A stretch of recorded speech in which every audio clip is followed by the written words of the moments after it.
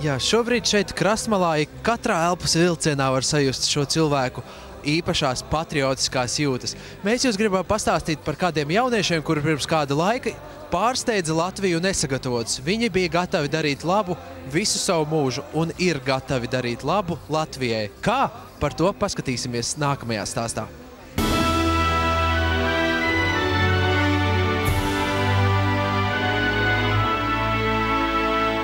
Ikdienā viņi ir projektētāji, mūziķi, programmētāji un citu profesiju pārstāvji. Viņi ir 8 talantīgi, sportiski un kustīgi rīdzinieki. Pirms 2 gadiem šie sportiskie jaunieši izveidoja Latvijas ielu vingrošanas sporta biedrību un pat laban ar savām aktivitātēm aicina sportot ikvienu. Tas ir ieguldījums nākotnē, un man patīk to salīdzināt ar koku stādīšanu.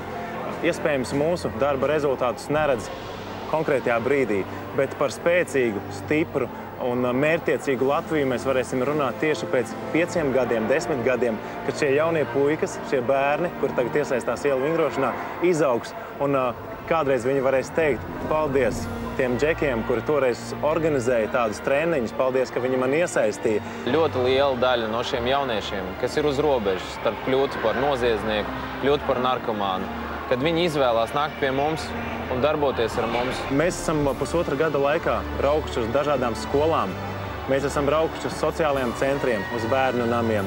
Mēs esam organizējuši bezmaksas treniņus, un tā ir bijusi šo visu puišu, kurus jūs tagad redzat, un vēl daudzi, kuri varbūt palikuši ārpus kadra iniciatīva. Mums tiešām rūp Latvijas jaunatnes fiziskais stāvoklis, un kā mēs zinām, visi veselā miesā ir vesels gars. Mums rūp tie jaunieši, un viņiem būtu jāsaprot, ka tagad ir laiks, kad ir stilīgi būt sportiskam, stilīgi būt veselam, stilīgi būt attīstītam, foršam. Latvija ir mana dzimtene, un es to daru, tāpēc, ka es gribu, ka Latvijai bija arī sportiski cilvēki, un viņi nodarbojas ar sportu, un pēc tam kaut kur piedalās sacensībās. Man ir liels prieks par Latviju, par Latvijas iedzīvotājiem, ka viņi ir tik emocionāli, viņi ir tik motivēti, un mums nevajag ļoti daudz darīt, lai viņi ietu ar mums,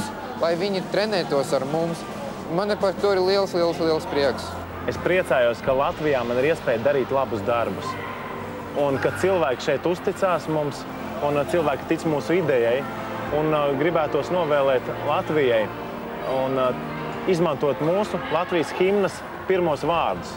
Dievs svētī Latviju, jo šķiet, ka nedaudzās pasaules valstu himnās ir atrodami šādi vārdi. Daudz cilvēku aizbrauc no mūsu dzimtenes ar domu, ka Latvija mums nespēja neko dot. Bet mēs ar savu piemēru parādām to, ka mēs paši spējam dot kaut ko Latvijai. Es novēlu visiem latviešiem ticēt tam, ko viņi dara, un tikai tad, kad viņi tic tam, ko viņi dara, viņiem viss izdodas.